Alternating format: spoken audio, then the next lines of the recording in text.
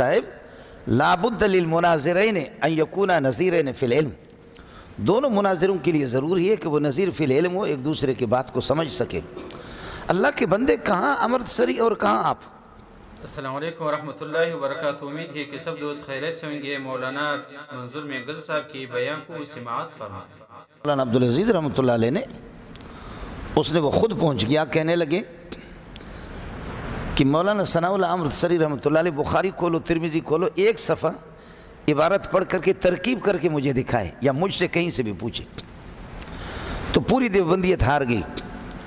حضرت اقدس ثناء اللہ امرتسری رحمۃ اللہ علیہ بڑے آدمی ہیں، میں ان سے بہت استفادہ کرتا ہوں، لیکن دیوبند میں اس نے پڑھا ہے، پھر وہ غیر مقلد بن گیا۔ دوبارہ اس نے غیر مقلدین سے یہ کہ حدیث پڑھی، بھاگ گیا، کہنے لگے یہ پٹھان تو بھیڑیا ہے، مجھے کھا جائے گا، یہ پٹھان مجھے۔ تو تقلید میں امام ابو حنیفہ، امام شافعی، مالک اور احمد بن حنبل، یہ حضرات اللہ آپ کا بھلا کرے، ان کی حیثیت شارح کی ہے، شارح کی نہیں ہے۔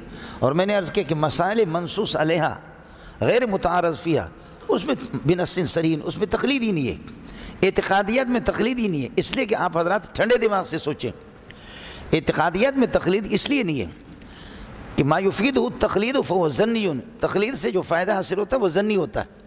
ما یفیدہ التقلید جیسے خبر واحد وحکمہ لا یفید وحکمہ انہ لا یفید الا ظن، خبر واحد مفید ظن ہے، تو تقلید سے جو کچھ حاصل ہوتا ہے، یا مسائل قیاسی جو ہوتے ہیں، تقلید قیاسی ہے، مسائل قیاسی آپ نے پڑھا کہ ان میں سے کوئی قطعی نہیں ہوتا، وہ ظنی ہوتے۔ اعتقادیات میں تقلید نہیں ہوتی، مسائل صریحہ ان میں تقلید نہیں۔ تقلید ان مسائل میں ہے کہ جو مسائل فرعی غیر منصوص علیہ ایک یا منصوص علیہ متعارض فیہا ہے، تو منصوص علیہ لیکن اس میں تعارض ہے، تو دفع تعارض میں کہ تعارض کو کیا رفع یدین کرے روایتیں ہیں، نہ کرے روایتیں ہیں۔ اب آگیا تعارض، اس دفع تعارض کے اندر امام کے قول کو لینا، آمین بالجار نص موجود ہے، آمین بالاخفاء نص موجود ہے، دفع تعارض کیسے کریں گے؟ ہم ابو حنیفہ کو لیتے ہیں، کوئی شافعی کو لیتے ہیں، کوئی مالک کو لیتا ہے۔ آپ کو مسئلہ میں آئے نہیں؟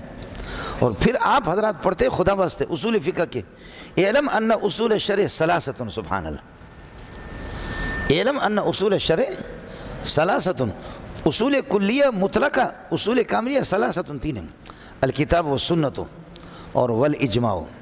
اجماع ماہرین قرآن و سنت کے اتفاق و مجتہدی عصر واحد، یہ اجماع ہے،